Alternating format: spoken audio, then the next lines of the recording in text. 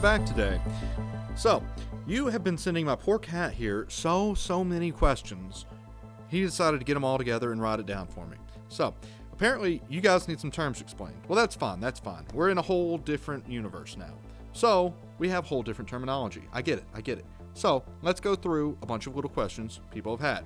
All right, first, I hear a bunch of people asking me, tell me, what is this proof of stake thing, okay?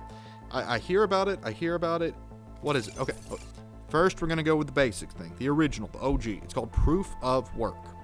In this thing, a lot of people, in a decentralized manner, try and agree on a ledger. All right? Very simple. And they put in a lot of energy, a lot of computing power, to make sure that nobody is cheating and everybody has a copy of the ledger and agree on it. That's the simplest form of it. Now you say, okay, you said mining. You said agree. How do they do that? Through the process of mining. Now, they get rewarded for proving transactions and all agreeing. This is the process of mining. There are no caves. There are no gold mines. I mean, it may feel like a gold mine for some of the miners, but I assure you, nobody is going subterranean, except in Greenland, where I hear they do that and it's super chill and like great mining efficiency. But nobody is being forced in a hole to dig out metal, as far as I know. That if you have evidence of that, send it now. There's probably something wrong going on there, and I probably want to hear about it. But mining is computer processing. It is basically a bunch of computers guessing ones and zeros. And whoever guesses right first gets rewarded. And they validate and prove the transaction valid. Okay? That's all mining is. Proof of stake, it's similar, but more energy efficient. And for some reason, people don't confuse it with getting in a hole and smacking at the wall until something interesting comes out. Now, proof of stake is basically, I have an item, something of value, a particular thing on this network. I am risking it so that if I lie to you, you will penalize me. Some places don't do it, but let's be real. There needs to be penalties for liars. Liars get punished, especially here. In crypto, we accept nothing but the truth, unlike in the traditional financial system. Now, okay, so they're staking. They're staking an asset to validate a network under penalty of punishment, losing their staked position. Now, on their staked thing, they typically get staked rewards. So that's why you do staking. Now, these staking rewards are locked up. You cannot do anything with them while they are currently being staked, unless you use what's called liquid staking. Now, liquid staking is a term that you'll probably heard a lot around finance, like Lido Finance Protocol, for example, or Rocket Pool, or a few other different ones. These are where you take something and you're going to stake it. Let's call it Ethereum in this example. You are going to stake your Ethereum, but you hand it to a third party first, usually a decentralized institution. Though you could do it through Coinbase, we do not recommend centralized stakers. We must repeat, we do not recommend centralized staking. But if you give it to the smart contract, it will lock it up for you and take a small fee of your staked rewards typically. Some don't charge a high fee, but some even try to do it for free. But they will accrue the staking rewards and give you a token that is redeemable for the token you are staking. In Lido's example, it's staked Ethereum. And you can even wrap it so that it's more convenient to use in things like DeFi. Okay, well, what is DeFi? Well, first off, it's a great place to take your staked tokens and use it for actual commerce while you're securing the network. It's fantastic for that. But DeFi is basically decentralized finance. You don't have to run it through a bank. You don't have to run it through your broker. You don't have to run it through any of those people with their hands out demanding a fee. This is called DeFi, decentralized finance. It's a better, easier, faster, cheaper way of doing things. Okay, well, you just told me what DeFi is. What is CeFi? CeFi is the opposite of this. CeFi is the old system, with everybody having their hand out, taking a cut, and making sure that by the time you get anything you've earned out of the system, it's not worth hardly doing. Go ask your retirement advisor about this. By the time they get done taking their fee out, and the person they're using, their brokerage they're using, the mutual fund takes their fee, after everybody takes all their darn fees out, you're left with something less than inflation, even if you're doing okay a lot of the time. And that's just not okay. But that's what that is, okay? Okay. Now, how do you access this? Well, a lot of people first get into DeFi and just the crypto system in general through sex. Now, no. It's with a C. CEX. Get your mind out of the gutter. Even though we need to bring up marriage rates and birth rates and really just improve a lot of your relationship statuses, and you should be out there getting with people, go get married first, okay? Okay, but this is not your lifestyle relationship channel. At least not today, it's not. No, you're going to get on a sex. You're going to exchange assets with a third party that you can sue their butt into the ground if they jack things up, okay? That's what a sex is. A sex is Coinbase. Coinbase is sex. It's not sexy, but it is a sex, okay? Cool. Now, what is the better version of that? Well, that would be a DEX, a decentralized exchange. And it's also not commonly excused with doing the nasty. How convenient. The nasty centralized party versus the decentralized clean thing. What an idea. Okay, so you've got a decentralized exchange. And these could be all kinds of things. A popular one is Uniswap. Different chains have their own, and there is tons. We could talk all day. Sushi Swap. Heck, I've even heard this really crazy one that's going to come out soon. It's called Otter Swap. I cannot wait to hear about that one more.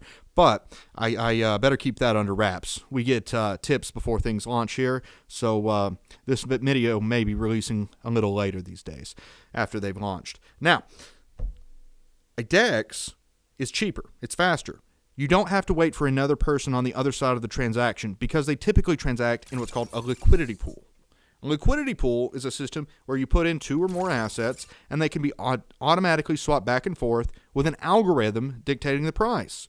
And guess what? You don't even have to pay a fee to a massive company. No, you pay a teeny tiny little fee to the people who put the assets in there. It's direct, it's quick, it's efficient. You can even do it with a robot. Have fun going on your brokerage and using a robot and not getting wrecked. Speaking of wrecked is a common thing you're going to hear from people who just got out of the traditional finance system. After one thing or another blows up, or they use too much leverage, or their options got cheated, or maybe they bought a bunch of GameStop and the big bad companies decided, you know what, we're going to abuse you and we're going to cheat you. They got wrecked. Okay, so that's what getting wrecked is like. Wrecked is buying GameStop at the top and then Robinhood freezing your ability to trade. You know who can't freeze your ability to trade? Literally everything in DeFi. I know, what a crazy concept. Letting you do what the thing is designed to let you do. But as we learned from GameStop holders, sometimes you just got to hodl to get to the moon. This is holding on for dear life. I'm sure you hear the term all the time. Now, sometimes this is taken to extreme. But it basically just means if things are not going your way, hold on. If things are kind of going your way, but man, it can go a lot better, hold on. Don't be paper hands. Paper hands is the guy who gets scared at the drop of a hat. He's the guy who turns on CNN and say, oh, it's going to be cold out. And he goes, oh, no, I need to sell everything. I'm horrified of what's going to come. No, look. Don't do that. Be diamond hands. Have a reason. Be intentional for what you do. You are diamond hands. You're solid. Things don't shake you, okay? You're the man in the room. You take responsibility for thinking. You do the big boy moves, not what the news tells you, not what your banker tells you, not what the person who's got their hand out trying to get a fee from you saying. No, you are capable of thinking for your own.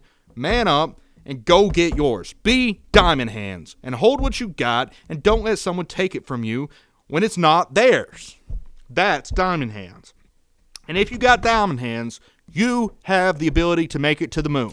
Now, we throw that term around a lot here, and it's ridiculous, okay? But just to the moon is a better place, all right? You are going above where you could have been if you were in the traditional system. If you are out there getting wrecked every day by those CeFi monsters that are taking everything that's yours, you are not getting anywhere. But if you take control of your own destiny, you can go to the moon. You can go further than the moon. We just like the moon. It's big, it's shiny. We like to beat our chest to it on a nice little beach night. I don't know. I like the moon personally. It makes me feel good. It's kind of shiny. Anyway, now, we've talked about all that, the good stuff. Let's talk about the FUD, okay? Fear, uncertainty, doubt. This you will hear a lot, especially from people who don't understand things or especially from people who are looking at things. And look, if you review an algorithmic stablecoin, yeah, you might be able to be FUDing and have a good reason. FUD is not inherently bad as much as we like to discourage it here. FUD is just pointing out things Maybe you're uncertain, you've got some fear about something, you're doubting something. And look, other people will tell you, don't FUD, don't be a FUDder. Look, it's fair. Justify it. If you can justify your FUD, that's understandable, especially with things that are new. Innovation is scary. It's dangerous. Trust me, there is a lot of bad things out there. I'm not going to lie and pretend to you that crypto is 100% perfect all the time. No, 99.99% of things are bad, at least in my opinion. I'm a little bit of a skeptic. But that 0.01% of things, that gets you to the moon. That is life-changing. That is world-changing. But I digress. So, don't FUD when it's not necessary, but FUD if you see an algorithmic stablecoin because it's probably a scam or something awful. Speaking of scams, let's talk about getting rugged. There is a lot of bad actors out there, okay? We have Ponzi coin. Now, as much as I find it funny, please don't put money in something that is so stupid it's called Ponzi coin. Apparently, hundreds of thousands of dollars went into something that stupid. Now, getting rugged is what happens when you put money into something that is very, very dumb, does not have cash flow, does not make sense, is not backed by anything, is just something someone is straight up telling you, I'm taking your money, or I can't justify what I'm doing here in any way, shape, or form. You are going to get rugged. They are going to take your money. Do not do stupid stuff, okay? Now, I understand the temptation. Sometimes we all want to YOLO. You only live once, after all. But look, YOLO wisely. I get it. Trust me. Sometimes the temptation gets in and it's like, you know what? 100x leverage today. I need 100x leverage. It just feels like the moment. But don't do it on Ponzi coin. Do it on something reasonable. And maybe dial it back. 100's a lot. Okay? I mean, like, personally, I sometimes do it, but don't do it. I am not giving you financial advice now or ever. But I will tell you, don't do 100x leverage on things. 5x, maybe 10x. Okay, that's a ton. But keep it reasonable, people. 2x is like traditional finance, big leverage. So keep that in mind, okay? Sometimes the traditional finance system got things right. 1.5 times leverage is much more reasonable. You don't want to YOLO too hard, okay? Just like when you get a Lambo, you don't want to drive that too hard. Look, we all like a good Lamborghini. Trust me, I know it. But if you YOLO too hard with your Lambo, you're going to be wrapping around a light pole somewhere, all right? It's not fun. Don't do it. Let's just not talking about it. Me and my insurance company got some stuff to talk about, but we don't need to talk about that here, okay? That can be saved for another time. No, let's talk about something fun. Let's talk about video games. Let's talk about GameFi, okay? I don't know about you, but I really like playing me some video games. I thoroughly enjoyed Palworld. I have thoroughly enjoyed a bunch of things, actually. Almost everything From Software has ever put out. Quite a few other things. There's very few great games coming out these days, but some of them are really great. But there's a new kind of game coming out. It's called GameFi. You can potentially make money, or at least have assets of value that you can transact. I don't know about you. Personally, I don't like spending money in video games. Microtransactions can go suck it. I mean, they are awful. You're ruining the gaming industry. But if I put time and effort and just maybe a subscription where I had to like put in effort and money over time to get something, if I eventually need to leave the game or I'm tired of it, I want to be able to pass that on to somebody. But I also don't want to do it for free entirely. I mean, if something feels wrong about I had to work so hard for something and you getting it for free. So let me pass it on and recoup some of that value, or maybe even get a net benefit. I mean, I put in a lot of work. I'm a pretty good gamer. You ought to see my RuneScape account, but we don't need to talk about that now. I like to keep that extra private. But lo and behold, I have all the tier 95s. I assure you, it's fantastic. Pre and post necromancy update for those of you out there listening. But that's GameFi, okay? Now, you've heard GameFi. What about SociFi? Okay, SociFi is social media finance. I know. Hang on, please don't leave. I know your Twitter already sucks enough. We don't need to add on more stuff that could make it a mess. Oh, sorry, X. Come on, people. Ugh. We can't even keep our name straight in social media anymore. How are we supposed to add more stuff and it be okay? Well, that's the thing. All those bots, all that bloatware, all that garbage, all that news, quote unquote. Ugh, as if those journalists do any actual news these days. No. We don't have that garbage in SociFi. SociFi is more direct. It lets you talk to people about real things. And I probably shouldn't share this. But I'm going to anyway. It's fantastic information. I hear there's a platform currently being developed that will eliminate bots. You can't have that on your stupid Tweeties or X's or Instagram or Snapper or, yes, I know it's Snapchat. I'm not a boomer. I'm just making fun of it because let's be real here. Who cares? But I hear there's a very interesting innovation coming along soon that will be a DeFi without bots. A DeSoc. No more bots on social media. No more buying fake followers. Only real stuff. I can't wait to see it. It's going to be really interesting to see. I might finally have a social media account that I use. What a crazy concept. Speaking of social media, that's very different from MeetSpace. You know, the place where you're actually physically doing things, the thing that almost never happens, especially after that pandemic, am I right?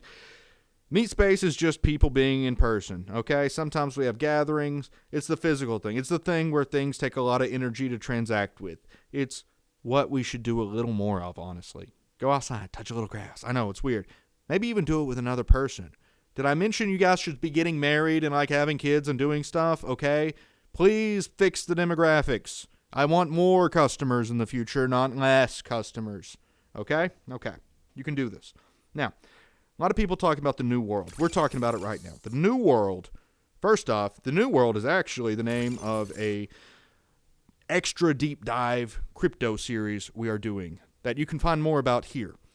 But it is just the gateway into the better new world of crypto, DeFi, and everything cutting edge. It's truly the place to be if you want to take your life back from those who have stolen from us. Which reminds us, everybody who's left out of the new world is stuck in the old world, the place with the people with their hands out, the place where everything is harder, where all the cards are stacked against you. This is the world you're currently living in. I would ask if you're having fun, but unfortunately, I already know the answer. Now, you may say, okay, well, who are you?